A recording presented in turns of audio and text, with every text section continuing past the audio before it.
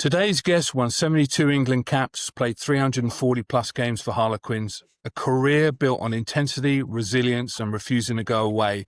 From Premiership titles to being voted England Player of the Year twice, he became the benchmark for preparation and competitive standards.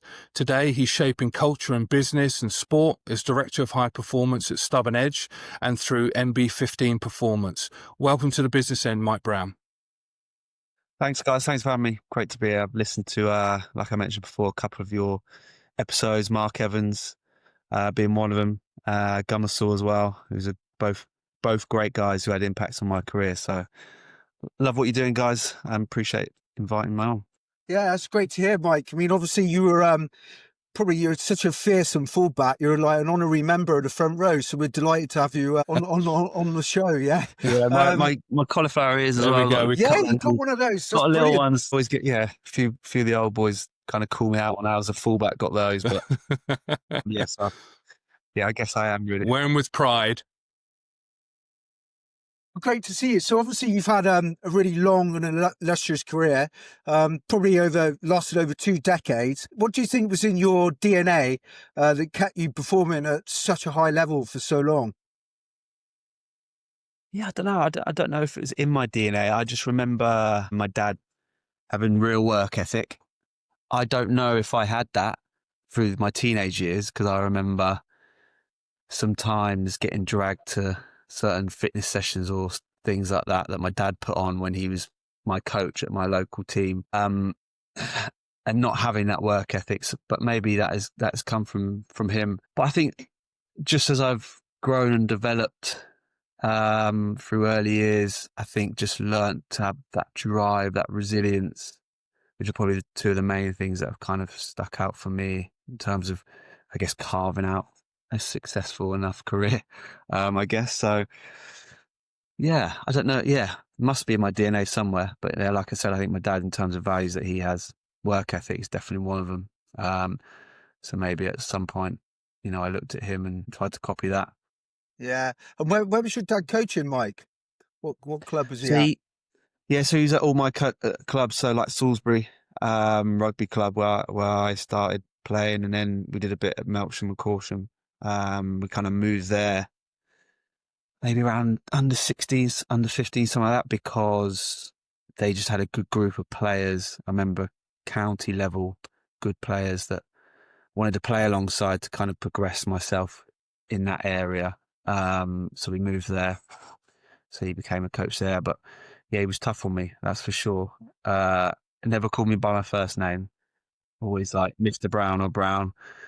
He was always a lot harder on me, which at the time you don't like, but you can see why he does it now, obviously reflecting back. But yeah, it was tough at the time, when you got your dad not calling you by your first name and just always picking you out for stuff. Yeah, but Did you call him by his surname as well, Mike? I called him a lot behind his back.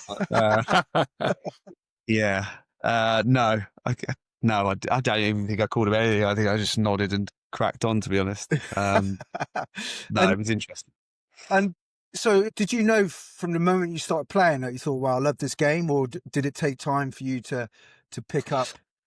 No, look, I was that classic young lad. So I started playing when I was it was like under 6s, under 5s, something. So really young. And I was that classic kind of shy, introverted young lad, bit nervous, that got taken by his parents down there to introduce him to rugby because it was in the family. They loved it. So I went down there, didn't want to get involved to start with. And they were kind of playing British Bulldog and stuff. But I did want to get involved, but I didn't because I was too nervous. So I'd sit on the side. But then after a while, you kind of see how much fun they're having. You kind of get coaxed into doing it and getting involved. And then I just loved it from then on. I think it just suited me. Where I was just an active kid as well. Just loved everything about it. But then saying that, I did love all other sports. So I was lucky that with my family, got introduced to so many other different sports, encouraged to play those sports, from cricket to basketball to football to rugby. Anything that was available to do, they encouraged me to do. But yeah, just kept leaning back towards the rugby. Should have stuck with football, shouldn't I? Well, I mean, fair play to Yeah, I you. would have had to talk to you two. I could have been sitting on a mansion. No, I'm joking. Well, I must admit, if you go down there as a 5-year-old and you see some big old fat prop like Fitzy down there as a 5-year-old, it'd probably a bit like Shots fired. rugby. But Wow. like fair play yeah, on me. But fair play to your parents, because it's a lot of patience. Because I see a lot of young kids like that, my own included. He's very shy and introverted, and he goes down to the rugby pitch and he's a bit shy. Yeah. And he's just got to stand there with him, you know. And then, Yeah, I had that with my son, and you kind Yeah. of try a bit tough, but also understanding. yeah, But then the understanding and the patience wears off, doesn't it? And it's like, right, get you're doing it, winner. And he had that more with football, actually. So I think probably because with the rugby, I just naturally got involved with the sessions, which helped him. A bit like my dad did with me, but with the football, obviously, I'm not coaching that or anything. So for a time, he didn't like football because he was so nervous about it. But now he loves it as well. So again, leaning back onto what my parents gave me, I'm now trying to give to my son, and then my youngest, who's 2, when she's grown up, with the same, just introduce him to as much as possible. But now they're playing things like paddle and stuff at school, and he doesn't even go to a paid school. I'm thinking we just had the core cricket, football, rugby, and now they've got paddle and tennis. They've got everything you could wish for. So they're very lucky now. Yeah. My little boy, they got like creative movement or something. Yeah, Like, it's mental. But no. I mean, that's great. I mean, it's so good. Does he know who his dad is and what his dad's done? Your children, or yeah. No, my 8-year-old. So my eldest is 8. The youngest is Yeah. 2. So the 8-year-old does very much. Yeah. So he's obviously seen me play. He was there at my number of games. Most importantly, my last game, way more aware. Yeah. First game he kind of went to was my 300th or something like that for Quins, and I got to carry him out. My Brilliant. 350th was during COVID, so that wasn't happening. But 300th, I got to carry him out as I ran out against Sarries on a Friday night at the Stoop. And when my son was born, I always wanted to be able to do that. So, but he doesn't remember that. But he does remember, a few of the games from the last couple of years, which he managed to go to, which is nice. Proud daddy daughter, moment. Obviously, no idea. Yeah. It was great. Yeah, it was. I've got that picture with the shirt hanging up. Not in the house. I'm not allowed anything in the house, but in the kind of garage gym. So I've got it there. Fair enough. So look, you've got a reputation as being incredibly competitive, sometimes intense to the point of uncomfortable. Where do you feel that edge came from, or when did it develop? Where did it come from? I think in terms of my drive. So do you mean like the drive or the way the kind of I played the game? Well, a little. I think it's a combination Both, of the two. You don't achieve the things you've achieved, Mike, without being incredibly competitive, right? It's a common trait. So, and you spoke about there being introduced to the game and being a bit shy. So at some point that switch flicked on and you became incredibly competitive, or you developed that competitiveness. Yeah, I don't know. I couldn't pinpoint exactly. I think I've always had that in me, playing sport, loving sport. I remember, the classic young boy, getting the strops and stuff when you lost and not really know how to deal with it. Probably as an adult as well, but definitely. We've all seen, whether it's our sons or daughters or other children not being able to deal with that competitiveness they have in them and dealing with losses and things like that and things not going well. So I was definitely that. I think in terms of really coming out on the field, the way people know me as that professional player probably came, that kind of competitive, like in your face, narky, annoying player to play against, probably started around 14, 15. So I remember a game, and it was against a club called Chippenham, where they very much had all the best county players, and they all seemed real big, like tough, physical. And I was playing, I think it might have even been for Melksham, the team I mentioned to you before, who also had a decent team. So they were one of our rivals, but they were very much the team. And I just remember a game against them where I kind of folded up, got beaten up, didn't like it, got frustrated and couldn't deal with that in the game, didn't stick up for myself, just let it happen. And they completely battered me out of the game. And then I kind of flipped from then onwards through the help of my dad a bit, who would always say to me, like, when you go on the field, just imagine you're kind of putting on a waistcoat where you can kind of be what you want to be and change into whatever you want to change into. So I kind of created this different personality, I guess, character around. From then on, I was like, I'm not going to get beaten up anymore. I'm not going to, it's not soft because it's not a great word to use, but I was that day and a bit folded up a bit. So then change that kind of mentality, personality of not taking a backward step when I was on the field. And then I guess as you kind of do that and play and get more successful with that, you see your performance increasing, you just naturally continue to develop that personality that is allowing you to, someone's dogging back, allowing you to, allowing you to be good and successful and develop and get better. So that kind of continued, which fed more into my competitiveness, I think, which was driving that personality. So I think that's where that came from. And then my drive to be successful really kicked in when I got the opportunity to join Quinn's Academy. So through my pathway, I was very lucky to get this opportunity, and we can go into it if you want to further. But I was, off the back of that, was given the opportunity to sign full time for like barely any money with a load of guys that had kind of been in the schoolboy academy, gone to Millfield like Chris Bobshaw, had real rugby upbringing through that pathway. So I was kind of a punt. They were taking a punt on me really for what I'd done in the under 19 21s, a bit with the second team. Got a bit lucky with those opportunities there. So I would just take a punt on him.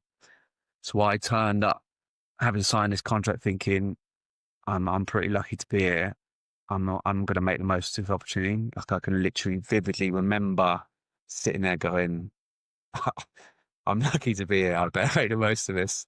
So from then on, it was always, I guess trying to prove yourself, chip on your shoulder, making the most of this opportunity and not, I guess, getting to the position I am now and going, well, I wish I'd done that better, or I wish I'd given more to that, or done more of my extras, or, all those little things that you need to do to take the opportunity. And I think I can honestly say sat here now that I did that. Like I'm not the most physically gifted, not the most skillful, definitely not the best rugby player from my experiences of who I played with. But in terms of giving everything to get to really squeeze the most out of what I had, I can't say that I could have given much more. And I think that's why by the end of the 21 years, mentally, I was just like, yeah, I'm done. Because it's a lot. It's a lot doing that for 21 years. That's super interesting. I mean, I took 3 points out of that. We had Daffy James on who talked about something very similar of creating this sort of avatar. You and your father used the waistcoat to put on you, and how important that is to project who you want to be and then fill that space in between. And then how important it is, or how motivational it can be if channeled in the right way, having a setback, and you'd be able to pull that game up from, I don't know what it was, under 18, under 9s, where, you didn't like getting roughed up and beaten, and, you've got two choices then. You can let that be who you are, or you change, you grow, you develop. And that last one, and it resonates a lot with me. I didn't go to public school either. So when given the opportunity at London Irish, and I couldn't necessarily describe it, but you're really talking about a growth mindset. It's like, this is a great opportunity. I'm going to grasp it with both hands, and I'm going to do everything in my power to be the best version of myself and be as competitive as I can be. And, and you put those three things together and you've got a very storied career like you've had. Yeah, the only caveat I would say to this is though, like, yes, it brings the best out of you, but also the worst. So being that driven and competitive, it you mentioned all the positives around it, but it does bring out the worst in you as well, where you know uh you want things a certain way, or you get frustrated with things, or you think that, especially from at a young age, you think, why is other people not like this? Um,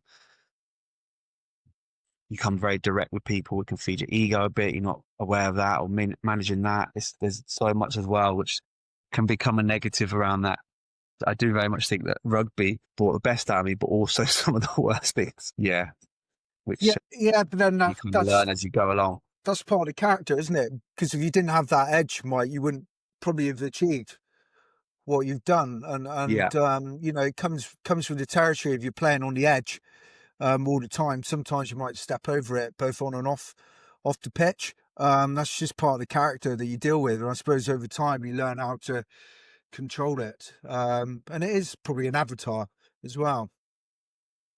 Well, and also to go on that, to be self-aware and to recognize, we've all got, Yeah. negative things. Is, life's a journey, not a destination. To be able to look back or to be in the moment and think, okay, I didn't like that about myself or how I dealt with that. That, that's, again, it's part of that growth mindset, being able to grow, develop and morph into the next version of yourself. Yeah, absolutely. And another thing as well is like when we had Willie Anderson on the show, who, like Conor O'Shea, was coached under Mark McCall, like one of his biggest things is he was looking for players that he would try and target that had something to prove. That was a big tick in the box for him as well. So all of the things you've said are aligned with what other people have said as well. It's really interesting. So moving on to pressure, like you're playing fullback and it's pretty vulnerable position. You're playing in front of 80,000 people, say at Twickenham or a big game, and when the ball goes up in the air, I mean, how do you deal? What does pressure feel like for you at international level and the ball's high in the sky and you think, oh my God? Well, you probably don't think like that. I think pressure is really amplified when you haven't had what I call, and I stole off a coach that I had very recently, Michael Checker, as one guy will all know, who always spoke around focus preparation. And I think I had that focus preparation naturally. So when I talk around focus preparation, I feel like anyone can turn up, say they're preparing, kind of go through the motions. They not quite have the detail of what we're trying to prepare for or how we're going to do that, a real plan, know exactly what they're going to do on each day, what needs to be done, and then also turn up and check again. We'll speak around this, tying up with the right mindset to your preparation is what focus preparation is. So the right commitment, the right attitude, the right intent. Again, we all could probably think of times where ourselves or other people have turned up to prepare and just ticking boxes, going through the motions. They kind of have to do it. They know they have to do it, so it just gets done. There's not the right intent commitment. So I think I naturally had a focused preparation.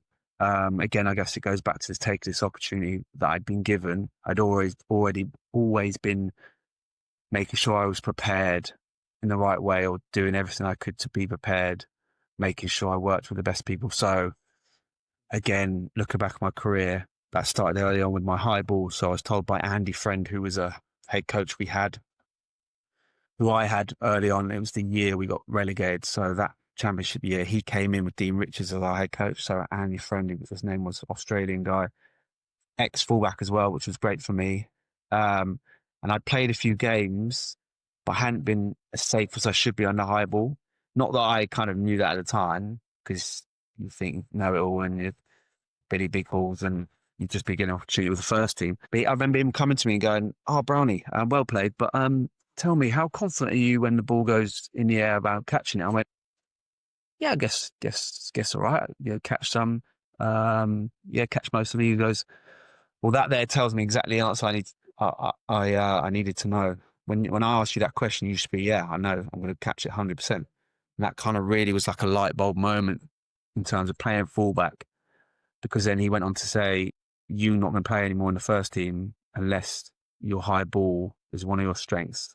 When that ball's in the air, and I know you're going to catch it, bar you know, a few errors, obviously, you're never going to be perfect. But the answer you just gave me tells me exactly what I needed to know. I was like, shit, it's right. So what I then did off the back of that was, instead of just, you know, trying to get through and not work on it, grabbed Gavin Duffy, Irish international.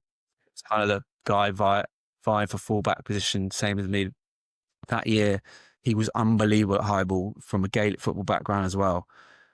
So I saw that. I was like, oh, Gav, any chance you could help me? Fair play to him, because not a lot of players would, especially with some young guy who's trying to steal your position, would help. And he did, like, literally from starting out, just standing in front of each other, chucking each other the ball in the air and just working on the, like, real specific of a high ball, which I continued to do all the way to the end of my career, to then, you know, kick into each other, to then putting pressure on with a pad, everything. And then that, as I'm sure you guys know from watching rugby, became one of my strengths. Like, it's what everyone refers to when they talk about me as a player, I guess, like, you know, expecting me to come away with the ball every time it was in the air. And that all started in that moment, and the preparation I did, and seeing who I could get to help me with that, and having a real focused plan around that, and then turn up every day to practice that with the right mindset to do. To then, you know, getting feedback from England that I wasn't quick enough, not powerful enough to be a fullback compared to other guys at the time, Fodes and Dylan Armitage, who were really quick players.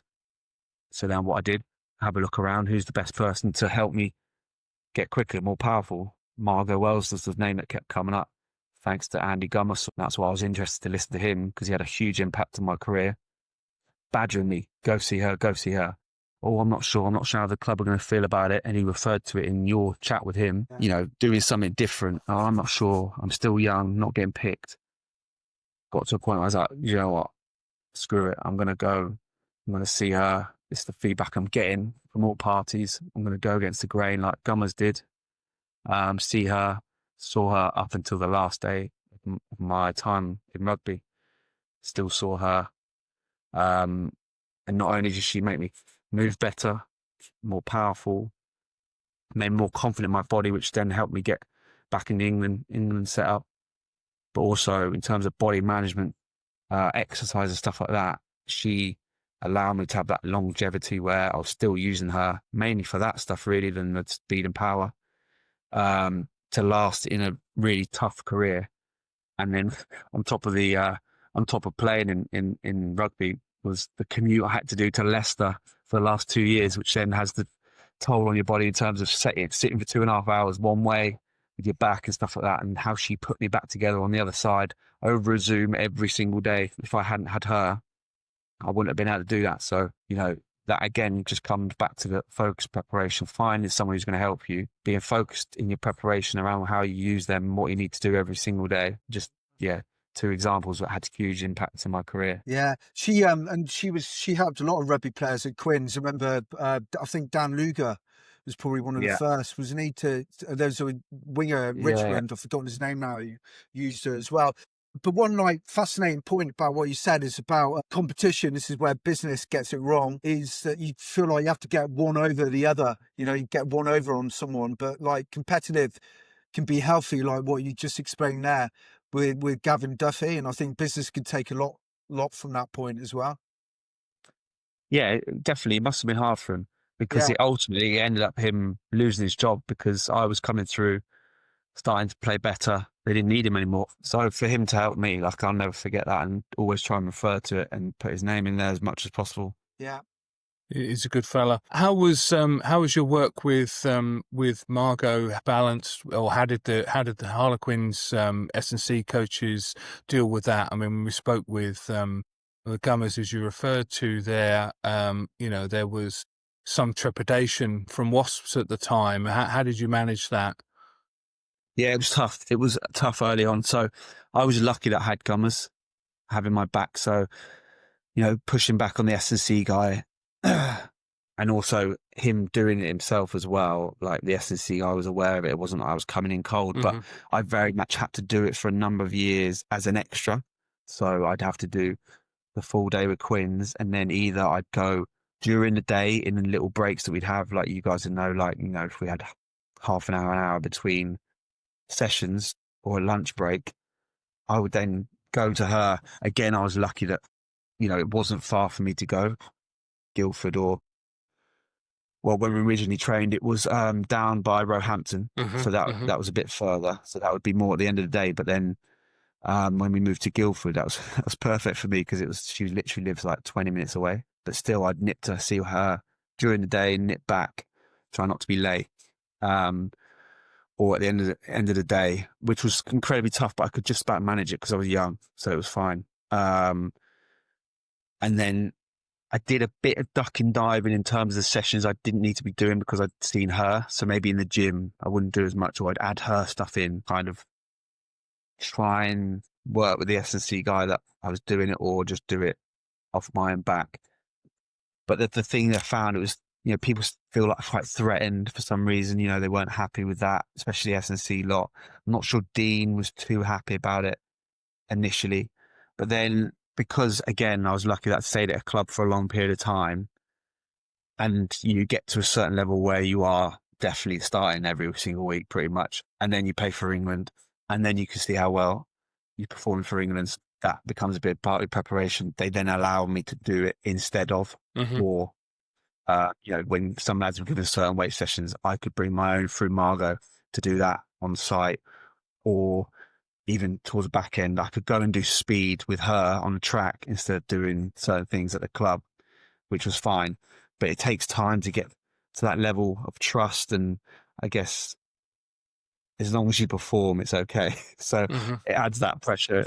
As an individual, that added that pressure of, shit, I need to perform if I want to continue being able to do this. And I guess as well, it's like, if you're out of sight, people think sometimes you're just ducking and diving and not actually doing anything. Well, I wasn't. But trying to convince people you are doing stuff, like other players and stuff, the amount of rip I got, or people going, well, why can he go and do that? I'm just like, yeah, because one, I'm paying for it through my own money, and two, it's actually way harder than what you guys are doing. So, come and do that session, pay for it yourself, and come and do it, then you'll see. But no, that's the thing.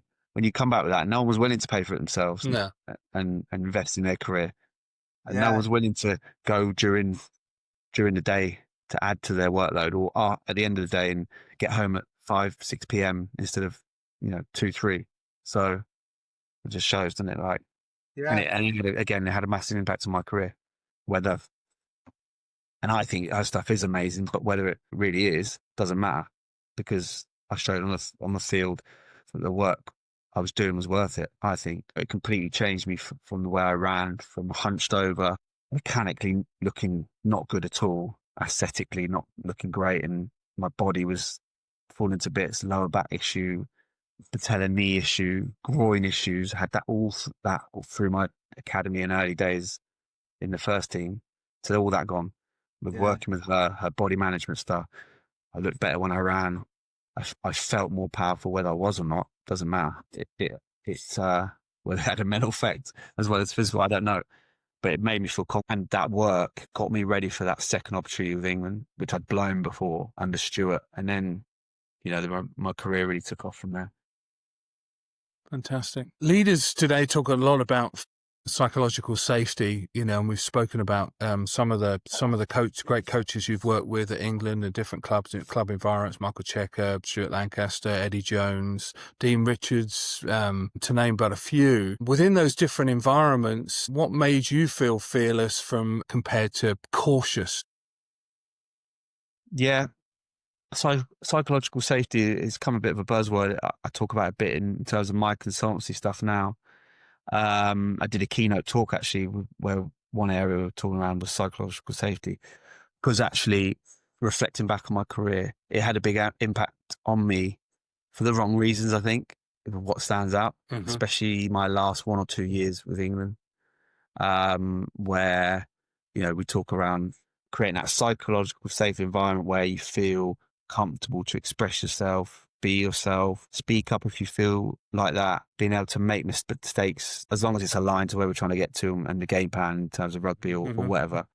But then knowing you have support around developing if you make a mistake. I didn't feel there was any of that during my last 1, maybe 2 years with England. And off the back of that, I think I just then started to withdraw a bit from the environment and spent too much time in my hotel room between sessions and sessions and meetings.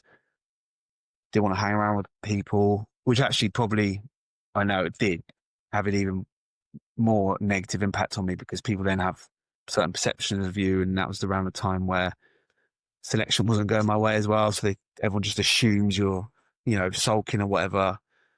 But I just didn't feel comfortable in there. And then it kind of feeds into your personal life, where you're at home worrying about what people are thinking about you, how certain things are being perceived and how you're performing, making errors. For me, it was Quins at the time, getting certain messages from the head coach at certain times, which doesn't help. And then for me, that personality is a bit of an overthinker, a bit of a worrier. That's all going on in your head. Going through a tough time with selection as well adds to it. It all come mashing together in terms of one big, I guess, again, excuse my name, clusterfuck around how your head is and your performance and stuff like that. So it was an incredibly tough time. So it's hugely important, that area, and one that I'm really kind of passionate about in terms of creating healthy high performance environments, which is what my consultancy is all about. That's one area of that. But I think reflecting, and when I talk about it, hopefully it comes across how important that is and the impact it can have on people's professional life, but also more importantly their personal life, because it really did have a massive impact on me. I remember in that phase I'm talking around, the anxiety was really high, especially was in those environments. And my last couple of games for England was in South Africa. And I don't think I've ever spoken about this either, to be honest. But thinking back now, I remember the first test, I'd been moved, in terms of selection, I'd been moved to wing, because he was trying out Elliot Daly and he tried out a few other people in terms of fullback role leading up to that tour. I'd managed to get on the tour, but then he wanted me to play wing. And when we first met up for the tour, he kind of sold it as this positive thing. And I was really excited, actually, to try out a real challenge. And I could understand why he was trying Elliot Daly as well. He was trying to go a certain way in terms of attack. That's absolutely fine. But then it just turned into this real negative thing. The media jumped on it when selection was kind of confirmed for that first test. As much as trying to hide away from it, still people message you around it, and you're getting asked certain questions in the media, which are real negative. And I was really struggling at this time anyway in the environment. So it was all like coming together in the wrong way. And I remember the night before that first test, I couldn't sleep. I don't know if it was a full panic attack, but it was as close as I could imagine one being, where I just was so anxious, couldn't sleep, was panicking about things, was so homesick, getting really emotional about not being at home, and my son had been born not long before that, and all this stuff going on, missing home, not wanting to be there, which again, I had this battle in my head around, how can I not want to be with England? Like, it's everything that I've ever wanted to do. Like, if everyone that knows me knows how important that was for me playing for England. Like, I'm so patriotic. I love it. It's everything I worked towards. Been watching England since the age of 5, like loving it. So why am I feeling like this? Like how selfish, and I'm thankful to you in this moment. That. So I had all this going on. Couldn't sleep. I ended up getting up at like 4 a.m.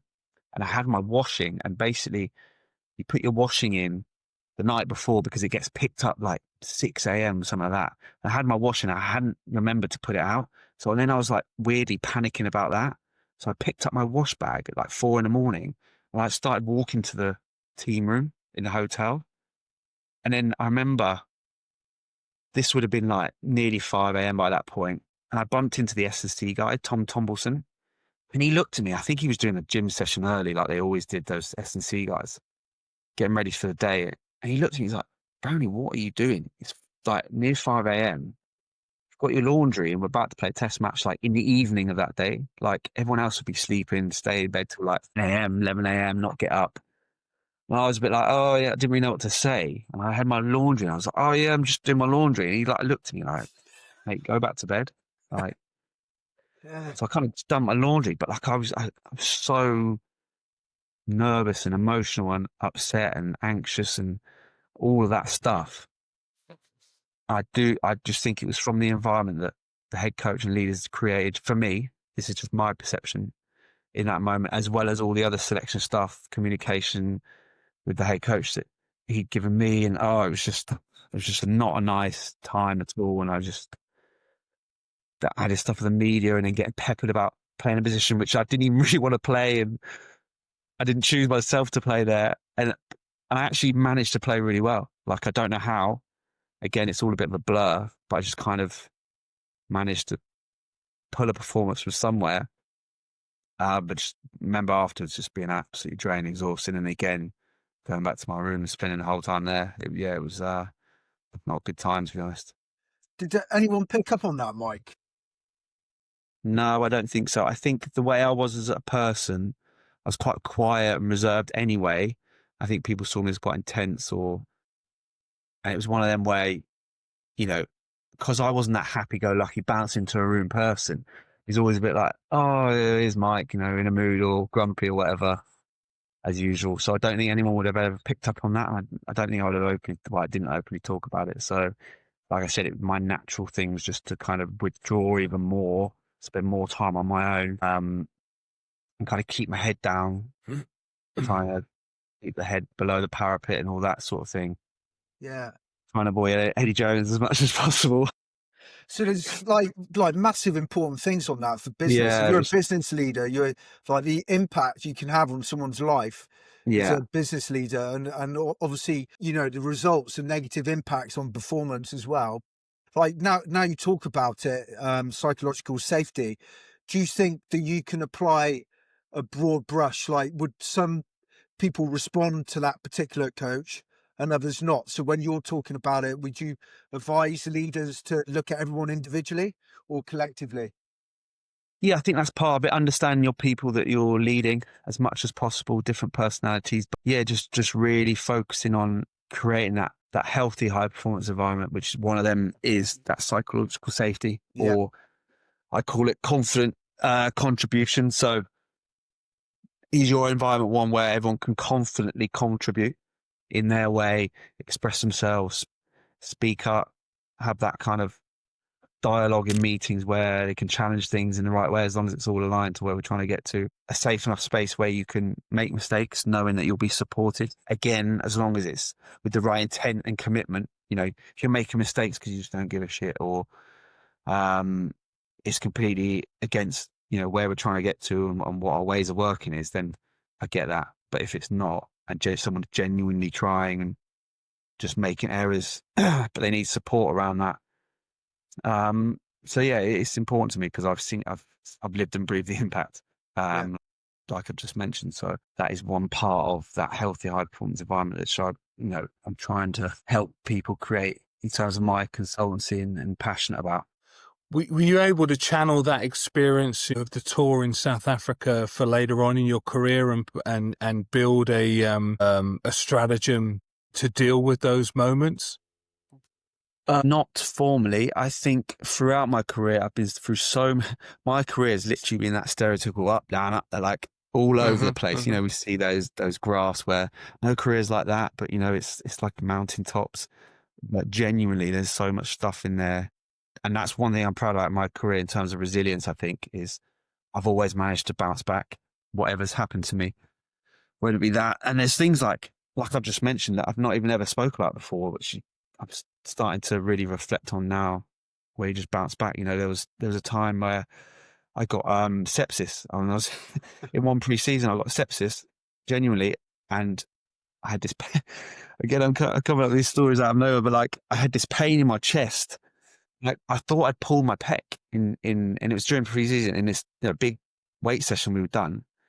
But then I started to feel really ill, and none of the physios, anyone could work out what the hell was wrong with me. So I went to this doctor, firstly to get a scan on my pec to see what I'd done to that. And that was getting more swollen and red. And then also to see a GP around why am I feeling ill? And no one could work out what was going on. And then we got the results back from my pec scan.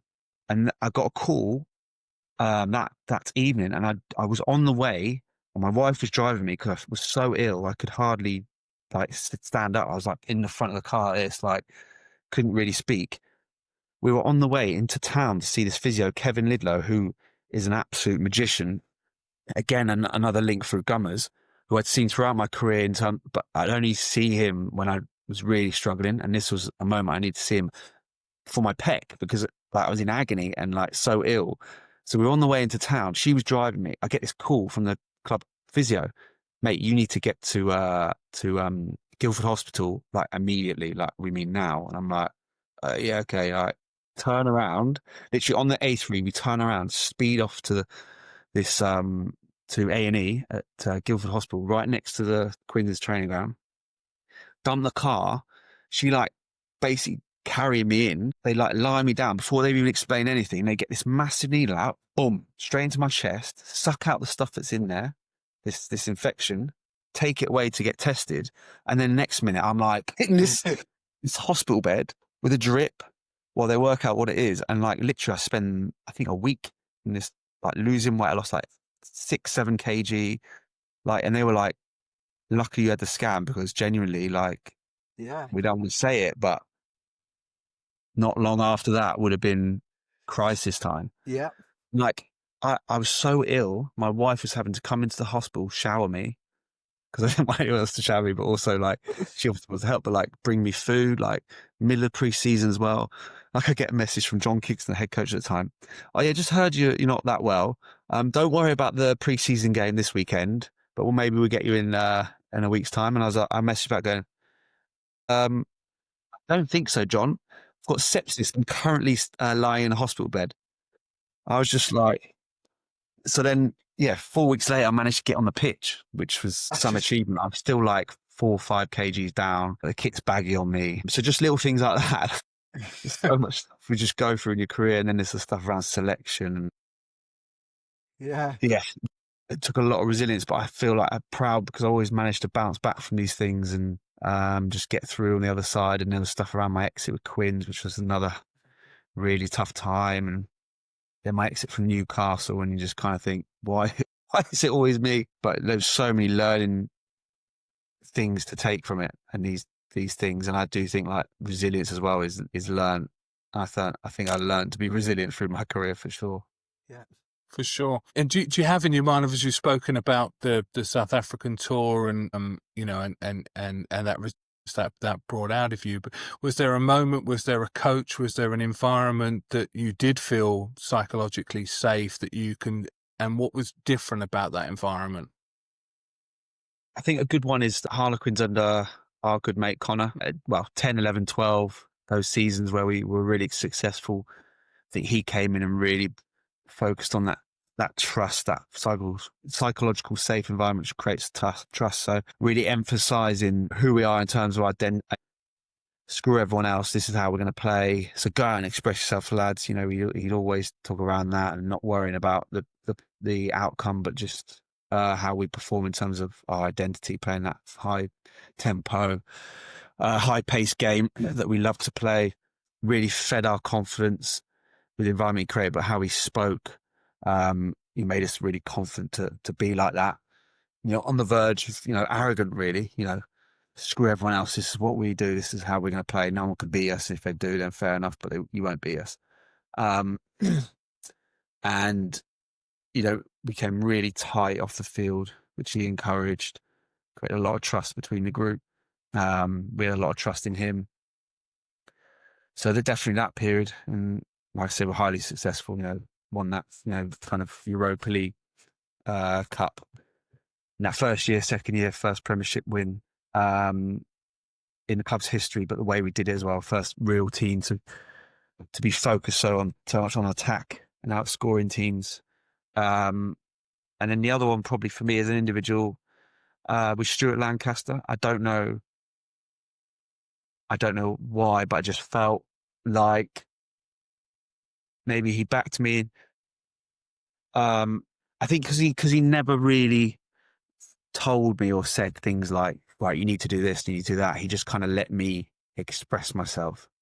And I don't know if he intentionally did that or that's just his style, or he maybe had other things going on in that role. But like, I didn't feel like anyone was trying to focus on negatives or trying to make me play a certain way or like someone else or anything like that. Like I just could just go out and express myself, which I really did in those days. Just go out and play.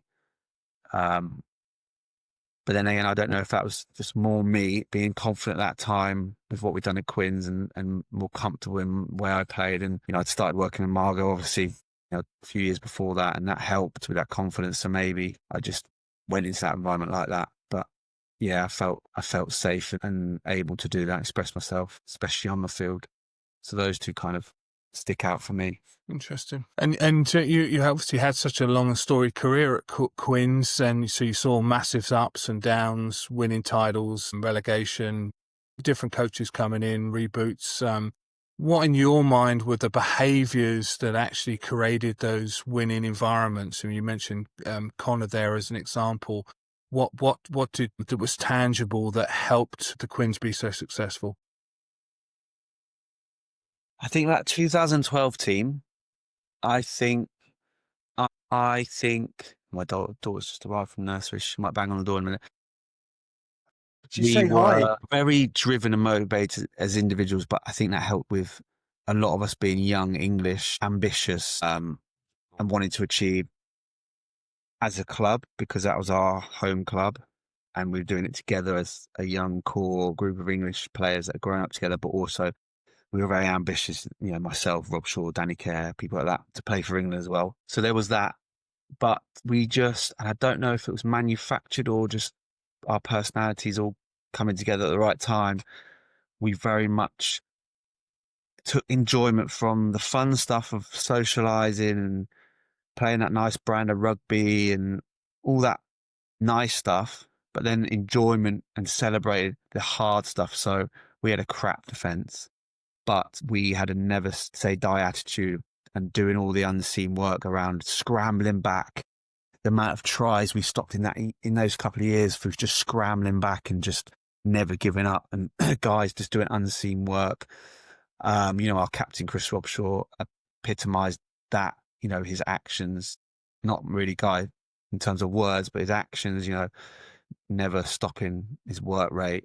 You know, his work ethic, his toughness. So I think that sort of helps. You know, he was modelling the behaviours that we wanted throughout the team. And it didn't matter if you're a happy-go-lucky guy like Danny Kerr, who loves, and again, it epitomises that way we played or the way he plays and the smile on his face, but he would be doing the unseen work, the tough stuff, chasing back, trying to put in tackles, be as physical as someone like Danny Kerr could be, which isn't very, but, you know, he would do it to, again, Nick Easter, old school, bit older, could kind of get away being a bit lazy if he wanted to. Certain standard in the club, stature in the club and stuff like that. But he was, again, never missing training, doing all the hard stuff in games, chasing back to guys that you weren't the big names who were doing exactly those things as well. So I don't know if I answered your question, but that was the kind of team we kind of evolved to and created through how we trained and what kind of did early days and what we spoke about. So yeah, I think it's just taking enjoyment, not just from the nice stuff, but also the hard stuff, which people don't see or people don't like. Yeah, I think that's a good trait we had, which going on to Quins now from the outside, and I'm not in there, and happened quite a number of times during my time there, which would really, can I swear? Yeah. Really fuck me off with how I was. Those standards drop because everyone just wants to be best mates and enjoy each other's company and have all the fun stuff, but not want to do the hard stuff that's going to make you be successful on the field, especially. And I think that's the issue they've got at the moment, which, by the way, if anyone's listening, I'd love to help with. So yeah, if you're at the club, reach out because I'd help. I mean, it's fascinating what you said there, Mike, because Ben Franks, who was on last week, mentioned that leader is the first person to follow, was what he said. And it seems to be like the case at Quins, and that was a leadership. I mean, which answers my next question. Sorry, I know Fitzy probably had a question that he was going to ask, but I mean, what people like Rob Shaw, Danny Kerr, Joe Marler, what did each of those guys teach you about leadership? I think, well, just looking, I don't know how much they taught me at the time, how much I'd listen to someone like Joe Marler, to be honest. But Are you listening to him now? if not a chance. I've had enough of him. No, well, do you know what? Fair play to him. Like, I know it's a bit off tangent, but yeah, fair play to what he's done and how big he is now. Like, good on him. I think what it teaches me is there's not one way of being in terms of a leader, and you don't have to be a certain personality necessarily to be a leader. You've got Danny Kerr, like I said, you know, the lovable rogue, happy-go-lucky, loves all the enjoyment and fun that I'm talking about, but then is definitely a leader in terms of all the other stuff he does and the hard work he spent on his game and things like that, and turned himself into the player that we all know and loved. Chris Robshaw, again, more actions rather than words, but he led in his own way in demonstrating what he should be like, that the standards and behaviours and striving to get better every day. You know, Nick Easter, old, grumpy, old school, but again, a leader presence, the way he spoke, the way he demanded. The one guy, I reckon, yeah, pretty much the one guy I've been lucky enough to be alongside in my career that never missed training up until the very last few months of his career, when he said openly that he was retiring.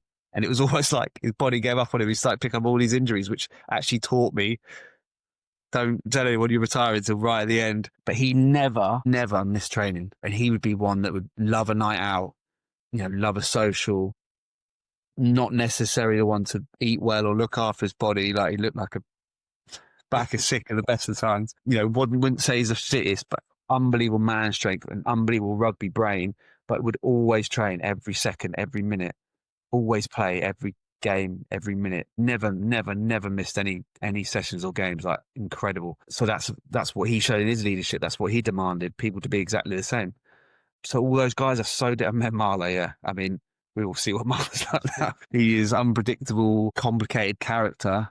But again, he's a leader in what he did. You know, he acts like a joker sometimes and messes around, but the work he would do in terms of his scrummaging, stuff he did in the gym compared to anyone else, which turned him into like the strongest guy in the gym, which then related to, you know, his scrummaging, like the extra hours he put into that. People see that and then they want to copy that and mirror those habits. So they're all leading in their own right, whether they talk loads, don't, showing their actions, different personalities. So I think that's what shows for me. Anyone can be a leader. There's not one way of doing things. It's a massive, important point you made there, Mike, because I was reading, because like when someone speaks, like Ben Franks is going on about action, so I thought I'd better research this and have a look at it.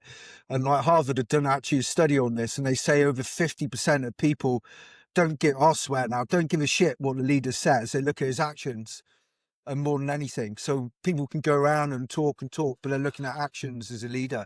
And that probably comes into Chris Robshaw and his style of leadership, perhaps, and the Quins. Yeah, it gives you credibility first and foremost, but then it's contagious. It becomes contagious because people will mirror and copy those habits and behaviors they're seeing. They'll model those. So then it kind of cascades to everyone else, you know. Yeah. People will see that and want to do the same or be like that. Or if they don't see it, it's like, oh, why am I bothering? And then I'm not going to give him any credibility. So when he does talk and have something to say, I'm not going to listen to him because he can't even action what he's saying best of the time. So yeah, it all ties into that. You've been quoted as saying I wasn't always easy to manage. What does that mean to you, and what does healthy conflict look like in elite sport? So I think because of where I was and because of the way I was with the opportunity I've been given in terms of not taking this opportunity, I was someone that wasn't that bothered about making friends, or all I cared about was winning and performing and being successful. I now, later on in my career, understand that there's more to winning cups and playing well that shows success. But at that time, I was very intense with that and liked things a certain way. And if I didn't see that from people or whatever, I'd probably be quite hard to manage in terms of that, and communicating that. Probably wasn't the best at communicating that. Again, going back to what I was saying around bringing the best and worst out of me, that competitive nature, that feeds into that. So the worst of me being tough to manage, deal with, if things aren't going well or you perceive things aren't going well. I think it didn't help that Quins for me was my home. So if I didn't see people maybe being like me, which again is a massive learning of mine, I shouldn't expect everyone to be like me, and they shouldn't be anyway. And I shouldn't expect that, but I did at the time. Why are they not like me? Why are they not as, I guess, intense as me, or doing as much as they can, or don't seem like they're bothered because they're not like me? You know, they are enjoying themselves, which they rightly should be able to do. I struggled with that, especially mainly at Quins, because it was my house, it was my club. Like, I'd been there for the longest at that time. So if I didn't think people had the right intentions or commitment or anything like that, it didn't go down that well with me, which happened, you know, a lot of years. We weren't that successful in a number of years in my 17, 18 years there. So I struggled to manage that. So then it would be for the head coach, director of rugby, or whatever, to manage that, which isn't easy. I don't like fluff and not addressing things, or I didn't at Quins. I struggled with that at England. I didn't involve myself in that, which I should have done more. But with Quins, because it was my house, it was my place. Like, it's all I knew. Like, I didn't like fluff. I wanted to know, right, what are we doing? How are we going to get better? What do we need to do? What's the game plan? Whatever. I want to know directly what we're doing. And let's get on with it. Whereas some people like a bit of fluff. Oh, can we do this? And maybe we just talk about this. And no, what are we doing? Let's get on with it. Let's get working. Let's start being successful, which some people struggled with. And actually, it was quite good that me and Danny were together, because he'd kind of be the good cop and I'd be the bad cop. So I'd be the one being like a bit more direct with people, and then he would kind of fluff out with his what Mike actually means is, maybe we could try this. And so it worked really well. And we still talk about that now, but again, that's the different personalities. But so I could imagine for a head coach, it was quite tough, especially when some of them maybe I felt that they would get a bit threatened, or they didn't have the personality to have those conversations, or deal with that, or manage that. The best coaches I worked with were able to do that. So yeah, especially in that Queen's period, I can imagine that was quite tough. But in terms of the conflict you're talking about, I referred to it again in my consultancy now as aligned conflict. So you need to have a healthy, high performance environment. I think you need to have that conflict, challenging each other, have those open, honest discussions if needed, sometimes arguments, but they all have to be aligned to where we're trying to get to. So it can't be about individual gain or feeding your own ego, being selfish. It has to be genuine conversations and conflict around where we're trying to get to as a team. So as long as you have that, and you have to have that for them to be a healthy, high performance environment, in my opinion. But it's hard to get. Yeah, it's interesting what you say about Danny Kerr, though, because having a good cop, bad cop as well helps within the team, having different personalities within the team. Did you ever say to Matchy, Danny, that's not what I actually meant? This is what I meant. No, because he knew me so well, he did know what I meant. Yeah. That's the thing. Yeah. So it was good I had that. Yeah. That's fascinating. And also, like, I've struggled sometimes to articulate myself, because I am very competitive, emotional, and it would come out not in the best way. I can do it now. Yeah. But I guess it's the part of that learning, isn't it? I think I was very immature in terms of that emotional development, expressing myself, being able to express myself in the right way at that time.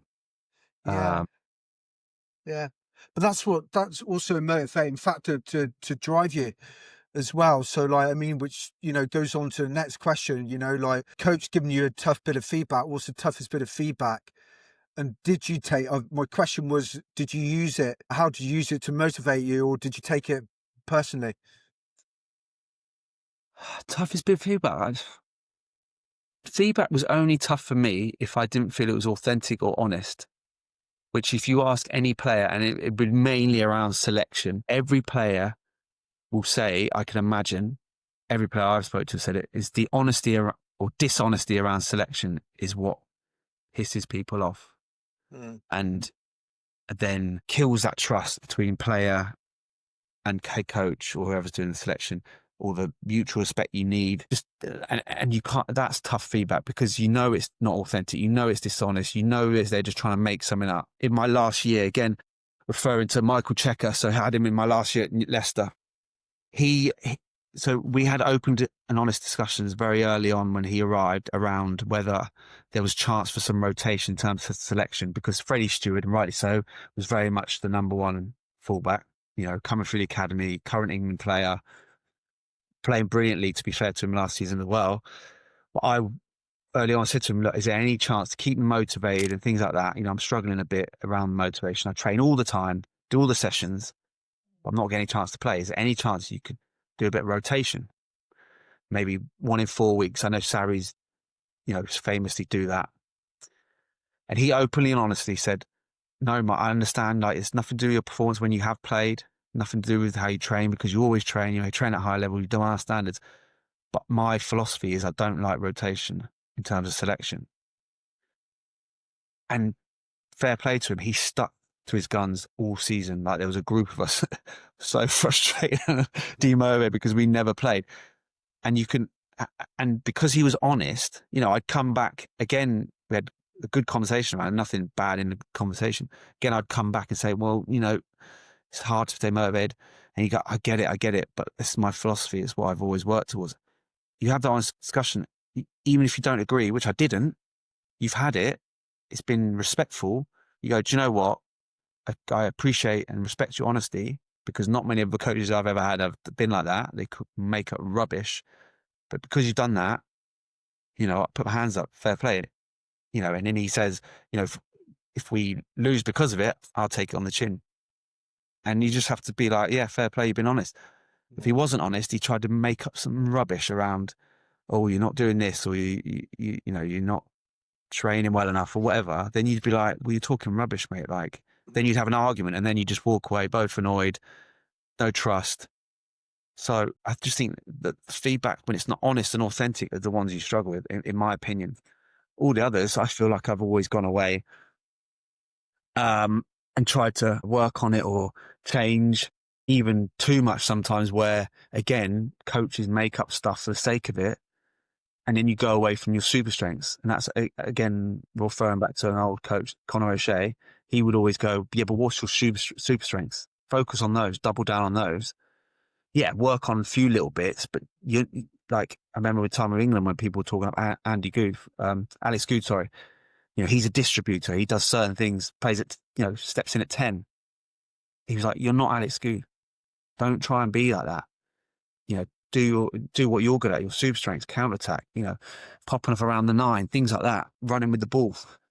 Because I started to try and step up at first receiver and do all this distribution stuff I'd never really done before. I could do, but not to his level. So why am I trying to do it now? Because of one coach, looking back on it now, trying to make up something around your weaknesses, perceived weaknesses.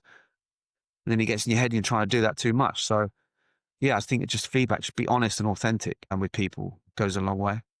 Yeah, 100%. I mean, you don't have to agree with what's being said, and your example there, clearly you didn't. But if you understand where the coach is coming from and trust that he's being authentic, then you can deal with it and work on, as you say, your super strengths. It's a great lesson there for anyone, business leader there. Just be truthful, be authentic. Yeah, and a lot of leaders are scared. It's a big subject, Mike. A lot of leaders are scared to be honest. But if you're honest, no one can question it, like you did with Michael Checker. And most people will take, if the feedback they know is coming from the right place, will take brutal feedback at times if they know it's honest. So it's a really big issue at the moment for business. Yeah. Mike, give us a moment where you were under a lot of pressure and you held your decision making together. It could be a match, could be a period of time. Does anything spring to mind? For me, every game was pressure, to be honest. Like, I always put pressure on myself. I always throughout my career would feel like I had something to prove or a chip on my shoulder, which is pressure, really. Margot Wells always used to say to me, you don't have to prove yourself. Like, stop trying too hard. All through my career, got nothing to prove, even up until last days at Leicester. Mike, you don't need to do that session. You got nothing to prove, or you don't need to do something in a game, you got nothing to prove. You don't need to try so hard. You know, she'd have to tailor back my training. I want to do more, but she's like, no, you're fine. Don't need to prove anything. Just, you know, we've done the work. Don't worry about it. So that, I guess that is pressure. I never felt in games too much that stick out to my mind. Maybe my first cap with England, that was pressure. Not that I stood there going, oh my God, this is pressure. I guess it was a big moment, not helped by a number of different variables, but as well as getting first cap. But I think it goes back to that focus preparation. I think I've always been naturally someone that needs to have a plan, preparation, and be diligent with that. It's just in general life, I'm still like that now. I need a plan, a schedule, knowing what I'm doing when I need to do it. So I think that helps with that pressure, having real focus preparation. And I mean, is there a moment that you can like pinpoint in your career which taught you your biggest lesson on resilience or leadership? Biggest moment. That's hard. I just see, I just see my reflecting back on my whole career as just big moments, really. The different leaders I've had. I feel like, especially this second part of my career or last quarter, really, a big learning and development stage of my life, really. Like, since the exit from Quins was probably the turning point in terms of that learning and development stage of my life, learning about that exit, learning about reflecting on different leaders and their good and bad things, going to Newcastle, learning from that environment, learning from that experience, what happened there, which was mainly negative, but learning a lot from that to then go into a different environment at Leicester. But even before that, actually not having a club for a certain amount of time, so spending time with different people, different environments. So yeah, I just think in general, the last maybe quarter of my career, it's been on that whole learning development phase of my life, reflecting back, looking back, trying to take bits from everywhere, really. And then now with my consultancy, I lean on those experiences and perspectives to kind of bring things alive, which helps as well. Yeah, like the psychological safety. So Yeah, sometimes exactly you're that. learning from leaders who aren't doing what they should be doing. Yeah. And to build on that, I mean, you've done a master's in sports directorship and now lead performance at Stubborn Edge. What surprises you most about how business operates versus elite sport? Not surprising me, but it is so similar. Mm-hmm. Like, there's so much transferable because at the end of the day, you're dealing with people, their livelihoods, their performance. It's pretty much the same. It's actually easier in sport, elite sport, I think. You know, all the things we're talking about is easier to create in sport. You know, in terms of business, trying to get people to buy into your purpose, vision, whatever it is, when it's not theirs, like they just work there. Whereas in sport, that thing around winning a cup, being successful as a team, it is yours really, and it feeds your ego and all that sort of thing. So it's easier to get people on board with that sort of thing, I think. But you're still dealing with people, and it's all the same stuff like we're speaking about. Like focus preparation, you need that in whatever industry you're in. Align conflict, you need that in whatever environment you're in. Psychological safety, so important in anything. Leadership is all the same as well. Like, the biggest thing I've learned with the leadership is the impact that ego has, or not ego, but the awareness of ego. So I believe, I hate the saying, you know, leave your ego at the door, or whatever that thing goes. All of us have an ego of different measures, especially leaders, but it's how you manage and are aware of that ego. So for me, to be a good leader, you have to have ego in terms of, you have to have a presence with your communication, your actions. You have to feel comfortable making decisions, tough decisions at times, feel comfortable being the figurehead, the main person, the guy at the top of the tree or top of the house that I referred to earlier. But it's also being able to sway that balance back to not having a negative impact on your decision making, biases around that. You know, ego feeds into your biases, and not understanding that, the way you communicate to people negatively with your ego. So speaking badly to people and not treating them the right ways all stems from ego. Eddie Jones, for me, is a prime example of that. Can't do that. He has the amazing presence side of himself where, you know, has that presence, very comfortable to have that presence in, you know, the media, which we all see, standing in front of people. Such a guy with such small stature, he walks into a room, you very much know it, and he's happy to stand at the front and give people bollocking when they need it and stuff like that. But I don't think he has awareness of his ego in terms of the biases he has with his decision making, the way he speaks to people so badly, and all the other stuff that he does. So that's a good example of me, but for me, but yeah, ego is such a huge thing in terms of leadership, I think.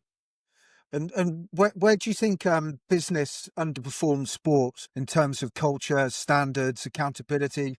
What surprised you about making that transition from sport into business? I don't think there's enough emphasis now on, and I'm only going off my very short time in corporate space.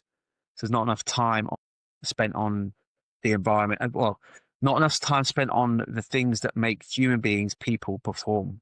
So your environment, your culture, communication, all the stuff we're talking about. Yeah. Not enough time spent on those. You know, the clarity around where we're going and that constant clarity being fed down from the top, because everyone is so focused, I guess, in terms of the economic world we're in now, on quick sales or small wins or making as much money as quickly as possible, but not understanding the bigger picture around. You work on the human side of things and human behaviors, understanding that and what makes humans perform and people perform. The long-term outcome will be you'll make more money, you'll be more successful as a business, you'll grow naturally and better that way. But I guess that's from the pressure of the economic world we're in. Whereas sport, people are working on that. Maybe from some of my experiences, not so well, but they naturally understand the importance of that, I think, and the environment and culture and things like that most of the time. So if you were to be coaching a CEO tomorrow, using your rugby experience and your education experience, what would that first session look like? How would you approach it? Yeah, we'll finish So off. in terms of a session with a leader or CEO, first thing would definitely be around discovering what they want to be, what they're striving to be, what's their purpose, what do they want to get out of it. I guess it's like a discovery call. Find out about them as a person, their life, where they're at, why we're having this talk. Through clearly they want to develop in certain ways, or they're making those sort of noises. So understanding all around that. Then I guess move on to the understanding the challenges they have after learning about what their strengths are and their weaknesses are. So just kind of find out about them as a person. You kind of gauge what sort of leader they are, what they want to be, what they want to achieve, who they are as a person, all those sort of things. Because like I said, you've got to understand who they are. There's not one way of doing things. I'm not going to sit here and say you have to be like this, and do this, that, and the other. I need to work out who they are as a person, what they want to achieve, what they're doing already, what maybe they're not, and things like that is important, I think. So that's brilliant, Mike. I mean, obviously, we've taken a lot of your time and we're very grateful for that. So we'll just wrap up with a quick fire questions and wrap up. I mean, it's been fantastic speaking to you. Who's the toughest winger fullback you've ever faced? Toughest wing will definitely be Alessandro Tuolangi. When I was coming through first couple of seasons with Quins, he was in that Leicester team that were like the gun team, and he was unbelievable, like massive, obviously, so he could run over you. He's quick enough to run around you. And I was always the one at being the guy picking up the last defender, tackle, who was the winger. To have to try and tackle him. And that Tuolangi family just hated fullbacks for some reason. So like red rag to a ball when he saw me. So him definitely, and he was scary as well. Yeah. So him. And in terms of fullbacks, in my England time, like the fullbacks we had in that era was like incredible. Israel Dag, Ben Smith, Izzy Folau. I played against Percy Montgomery, and then Willie LaRue, Halfpenny, Liam Williams, Stuart Hogg, Rob Carney, like the French guys, Maydar, people like that. Like there were so many good players that like they weren't tough in terms of physically or being worried about them. They were just great players for different reasons. Like physically, someone like Folau, like 7 foot tall, built like a flipping giraffe. I'd have to jump to get anywhere near his height before he'd even jumped. Things like that. To then the game understanding of like Israel Dag and Ben Smith and what they could do as fullbacks, like it's just incredible. So they were just tough in that in that fullback battle. Apart from yourself, who's the teammate that demanded the highest standards? Probably Owen Farrell. Yeah, he's that guy, the standards, whole standards of himself, drive standards, his communication. Again, probably early on, he's not great at expressing that, probably a bit like me, and getting that out there. I'm sure he's a lot better now. But yeah, he'd be that guy, driving standards. Okay, so what was the biggest buzz? England debut or Premiership final? My England debut was absolutely stinking. We got pumped by about 50 points by South Africa. In South Africa, we didn't have any of the top 4 teams players, so we were a depleted team. There was about 10 new caps. That was the team that went on to the Women's World Cup. I had a stinker. We were all ill the week leading up to, with David Strettle ended up in hospital with some sick bug we all had. So that was the worst thing compared to any experience. So easily 2012, but I think 2012 Premiership win with Quins would stand out against most. Just the players we had who'd grown up together, filled in the gaps with people like Nick Evans, Nick Easter, the way we played, things like that. Make it special, and the first one the club achieved. So, and if you get to coach one leadership principle forever, what would it be? I wrote down on the notes and what we already spoke about, that awareness of ego. I think would be the one. Yeah, because I think of how important that is in terms of leadership and what I've experienced and how much of an impact it has, good and bad, and having an understanding awareness of ego and the impact that has on leadership, I think would be the one. Yeah, no, great answer. And Mike, I mean, thank you for your time. It's been, I think anyone would have watched this episode. It's just fascinating with insights and stuff. We look forward to breaking it down, and we really thank you for your time and coming on to speak with us, Mike. No, not at all. Thanks for having me. Sorry to rush you at the end, but that's all right. Yeah, no, I appreciate it. It was a good conversation. Enjoyed it. No, thanks, Being Mike. 6-year-old men, we waffle on, Mike. So speak for yourself. No, absolute pleasure, Mike. Thank you for taking the time to talk thanks, to us. Guys. Appreciate it. Cheers. Thank you.